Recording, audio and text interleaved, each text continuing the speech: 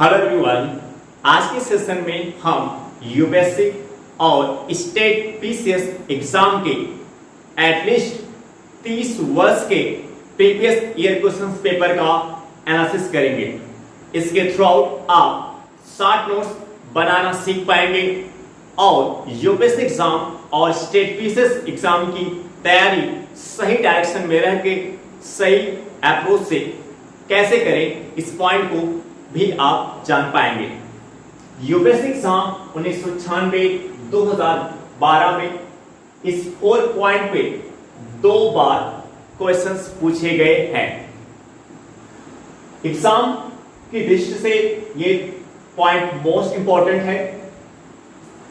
First point है, तब आत्मदमन और भोग की अति का परिहार। ये 4 पॉइंट गौतम बुद्ध के दर्शन से संबंधित है, गौतम बुद्ध के सिद्धांत से रिलेटेड है। दर्शन क्या होता है? दर्शन एक ऐसी विचारधारा होती है जो आपको सही मार्ग, सही दिशा दिखाती है। आपको क्या करना है, आपको क्या नहीं करना है, उस आदर्श को सिखाती है जिस पॉइंट पे चल करके आप शांति को प्राप्त कर सकते हैं। इसी कड़ी में गौतम बुद्ध ने कुछ ऐसे पॉइंट के बारे में बताया जो आपके जीवन से संबंधित है या आपके जीवन में एक इंपॉर्टेंट रोल प्ले करते हैं।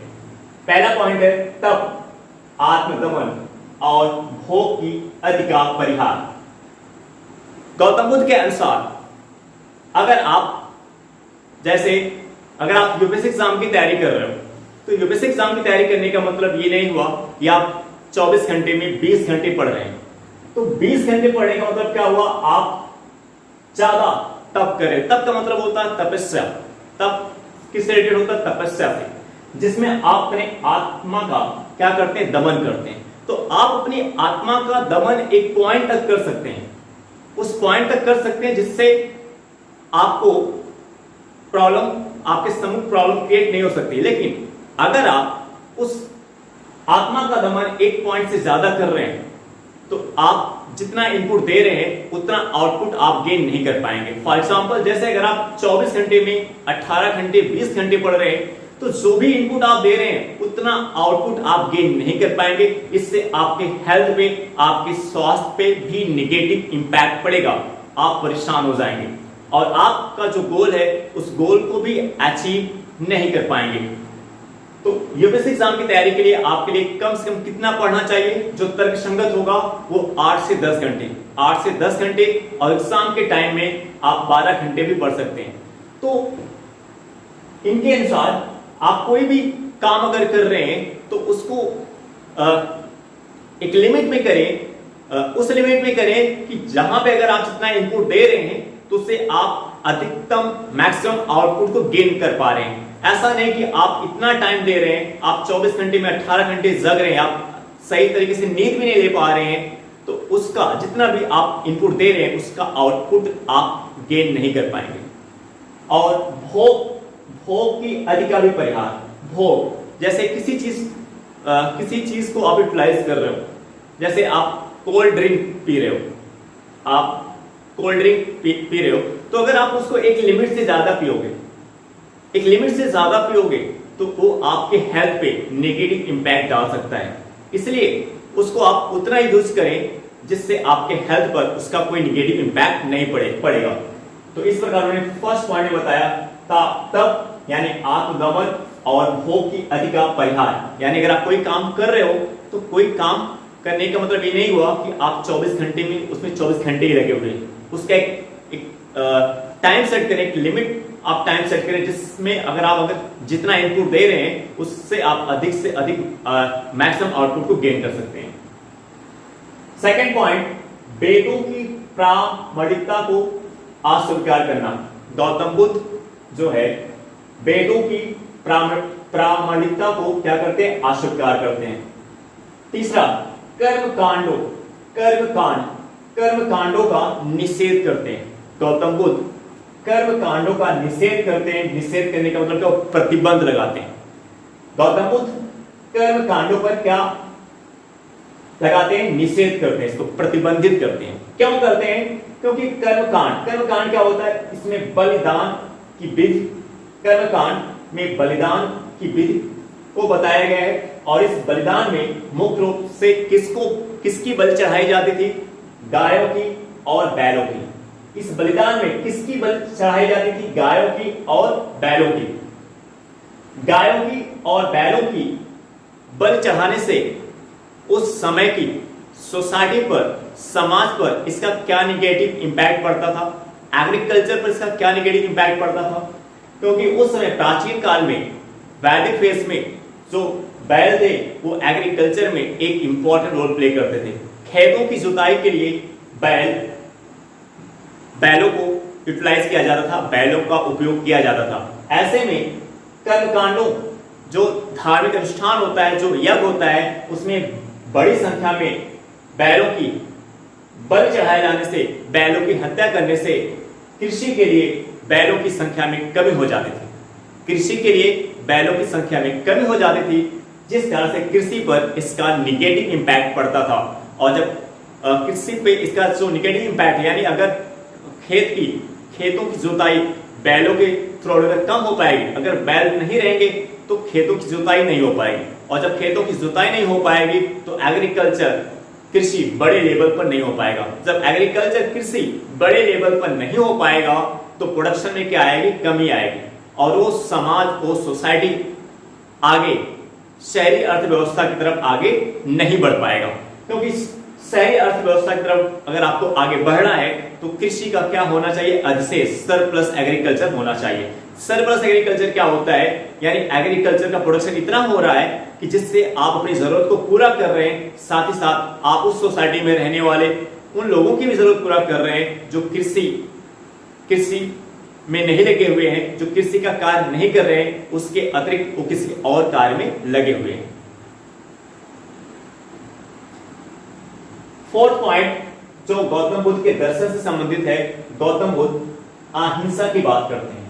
किस पे बल देते हैं? अहिंसा पर। यानी गौतम बुद्ध के दर्शन में हिंसा पर प्रतिबंध आरोपित किया गया है। यानी बौद्ध धर्म हिंसा पर रोक लगाता है, हिंसा पर प्रतिबंध लगाता है। यानी किस पे बल देता है? अहिंसा पर बल देता है। अब इस दर्शन का, इस समस्या से, वैदिक फेज में जो समस्या, जो प्रॉब्लम विद्यमान थी वो क्या थी? कि बड़ी संख्या में गायों और बैलों की बलि का चढ़ाया जाना, जिससे इन एनिमल का क्या हो रहा था? ह्रास हो रहा था। और गौतम बुद्ध या जैन धर्म के विचार में अहिंसा का आना इस समस्या का एक बड़ा कारण था। ये जो समस्या उस सोसाइटी में उस समय वैदिक फेज में उपलब्ध थी, विद्यमान थी, इस समस्या के कारण ही बौद्ध और जैन के विचारों में अहिंसा पर बल दिया। बौद्ध और जैन के विचारों में जो अहिंसा पर बल दिया गया, उसके पीछे का क्या रीजन है? कि जो वैदिक फेज था, जो वैदिक सभ्यता थी, उसका जो समाज था, उस समाज में बड़ी समस्या क्या थी? गायों और बैलों को बड़ी संख्या पर बल दिया जाता था, जिससे कृषि पर इसका नकारात्मक प्रभाव पड़ता था।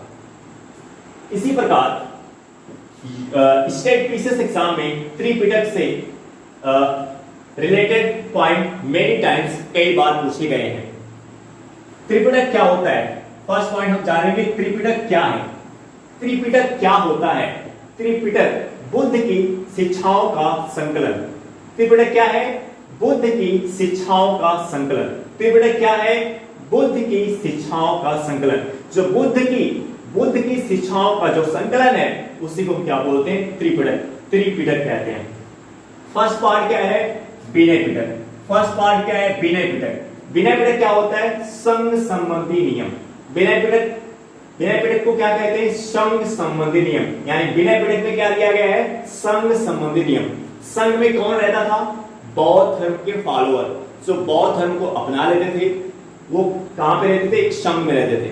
संघ में बौद्ध धर्म को अपनाने वाले बौद्ध भिक्षु और जो बौद्ध भिक्षुक होते थे, भिक्षुक होते थे, वो संघ से बिलोंग करते थे। और उन बौद्ध भिक्षुओं के लिए एक रूल होता था, एक नियम होता था, और उस नियम के अनुसार सभी को अपने अपनी एक्टिविटी को, अपने कार्य को करना पड़ता था।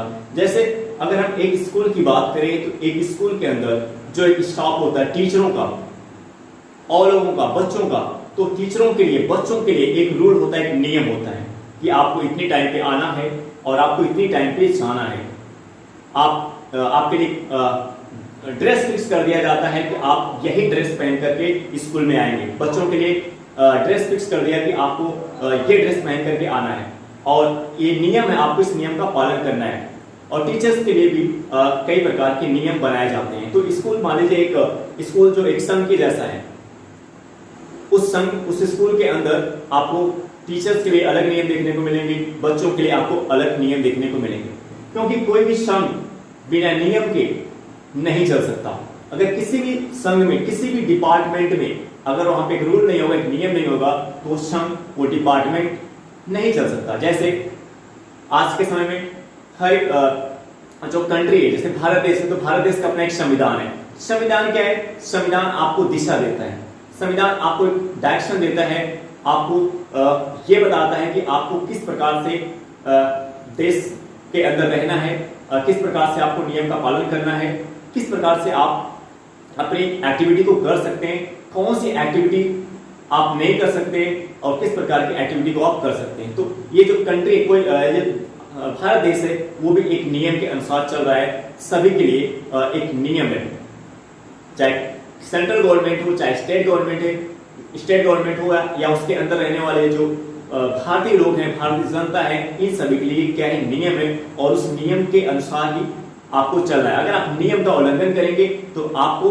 पनिशमेंट दिया जाएगा। और इसमें क्या होता है? दैनिक जीवन संबंधी आचार विचार। उनके दैनिक जीवन से संबंधित जो आचार विचार होते थे वो किसमें होते थे? विनय पिटक में। उनके दैनिक जीवन से संबंधित आचार विचार, उनके डेली लाइफ से, दैनिक जीवन से, प्रतिदिन के जीवन से संबंधित जो आचार विचार है वो किससे बिलोंग करते हैं? विनय पिटक से करते हैं। नियम, शब्द संबंधी नियम। तो नियम किसी भी डिपार्टमेंट के लिए या किसी भी संघ के लिए, किसी भी कंट्री के लिए नियम एक इंपॉर्टेंट रोल प्ले करता है। बिना नियम के आप कुछ भी नहीं कर सकते, बिना नियम के आप अनुशासन में नहीं रह सकते। नियम आपको अनुशासित करता है, नियम आपको सही दिशा में लेके आता है, नियम आपको क्या करता है? अनुशासित करता है। और उस अनुशासन के बल, उस अनुशासन के आधार पर ही आप आगे बढ़ पाते हैं। अगर नियम नहीं होगा तो अनुशासन नहीं होगा, अनुशासन नहीं होगा तो आप आगे नहीं बढ़ पाएंगे। दूसरा, त्रिपिटक का जो दूसरा पार्ट है वो सुत्त पिटक। सुत्त पिटक में क्या दिया गया? धार्मिक सिद्धांत। सुत्त पिटक किसकी बात करता है? धार्मिक सिद्धांत की बात करता है। नैतिक एवं सिद्धांत और बौद्ध धर्म के सिद्धांत एवं उपदेश का संग्रह। इस सुत्त पिटक में धार्मिक सिद्धांत के बारे में बताया गया है, नैतिक एवं सिद्धांत के बारे में बताया गया है, बौद्ध धर्म के सिद्धांत एवं उपदेश का संग्रह। यानी बौद्ध धर्म के जो सिद्धांत हैं, बौद्ध धर्म के सिद्धांत में आपका अष्टांगिक मार्ग आ जाता है, 4 आर्य सत्य आ जाते हैं, जैसे दुख है, दुख का कारण है और उस दुख का समाधान भी किया जा सकता है। और 4 पॉइंट में उस दुख का समाधान कैसे किया जाएगा उसका एक मार्ग गौतम बुद्ध के द्वारा बताया जाता है। और उस मार्ग को क्या बोलते हैं? अष्टांगिक मार्ग बोलते हैं, जिसके अंदर आपको, जैसे आपकी कोई आजीविका है तो आपको कहा जाता है कि आप उस आजीविका को उचित तरीके से करें। यानी आपकी आजीविका आपकी मेहनत पर आधारित होना चाहिए या ना कि लूट पाट पर। यानी आप अगर अपनी आजीविका को लूट करके, चोरी करके, बैंक लूट करके, किसी के घर लूट करके अगर आप अपनी आजीविका को चला रहे हो तो उचित नहीं हो, तर्कसंगत नहीं है। बौद्ध धर्म इसकी मनाही करता है, इस पे प्रतिबंध लगाता है और आपको ये बताता है कि अगर आपकी आजीविका का स्रोत चोरी का धन है, आप लूट करके अपनी आजीविका को चला रहे हैं तो आपको दुखों का सामना करना पड़ेगा। आपको जीवन में बहुत से दुख आपके सम्मुख आने वाले हैं, तो इसलिए आपको आपकी आजीविका जो है वो सही तरीके से होनी चाहिए। तो ऐसे इनके उपदेश है। उपदेश क्या होता है? उपदेश क्या होता है? आपको एक मार्ग दिखा रहा है, एक सही दिशा दिखा रहा है, कैसे आप इन दुखों से मुक्ति पा सकते हो। जैसे बौद्ध धर्म का जो सिद्धांत है, बौद्ध धर्म के जो उपदेश है वो किस पर आधारित है? वो आपकी मोक्ष प्राप्त पे आधारित है। आप कैसे शांति प्राप्त कर सकते हैं, कैसे आप दुखों से मुक्त हो सकते हैं, उसकी बात करता है। और उसके लिए आपको कई मार्ग आपको दिखलाता है और आपको बताता है कि आपको इस मार्ग पर चल करके, इस पॉइंट को अपना करके आप सही कर्म करके सही आजीविका अपना करके सही तरीके से अपना कर्म करके आप इन दुखों से मुक्ति पा सकते हैं, आप शांति की तरफ बढ़ सकते हैं। ये बौद्ध धर्म के सिद्धांत, बौद्ध धर्म के उपदेश आपको बताते हैं कि आप किस प्रकार से आप इन दुखों से मुक्ति पा सकते हैं। थर्ड पॉइंट है अभिधम्म पिटक। अभिधम्म पिटक त्रिपिटक का जो तीसरा पार्ट है, अभिधम्म पिटक। त्रिपिटक का तीसरा पार्ट क्या है? अभिधम्म पिटक। इसमें गौतम बुद्ध के दार्शनिक सिद्धांत दिए गए हैं। अभिधम्म पिटक में गौतम बुद्ध के दार्शनिक सिद्धांत दिए गए। अभी हमने आपको बताया कि दर्शन क्या होता है, एक विचार होती है जो आपको सही दिशा में लेके जाती है। जैसे एक दर्शन का एक पार्ट ये हो गया कि तप और भोग की अधिका परिहार। दर्शन का एक पार्ट क्या हो गया? तप, आत्मदमन और भोग की अधिका परिहार। और इसी प्रकार इस दार्शनिक सिद्धांत में गौतम बुद्ध के ऐसे विचार आ जाते हैं, ऐसे दर्शन आ जाते हैं जो आपको सही कर्म करने के लिए क्या करते हैं? प्रेरित करते हैं।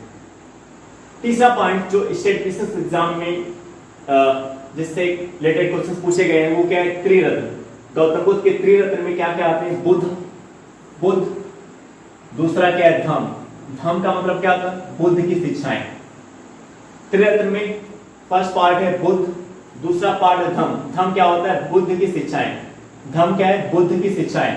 और थर्ड पार्ट क्या है? संघ, जिसमें बौद्ध धर्म के फॉलोअर्स रहते हैं और उनके लिए क्या होता है? एक नियम होता है।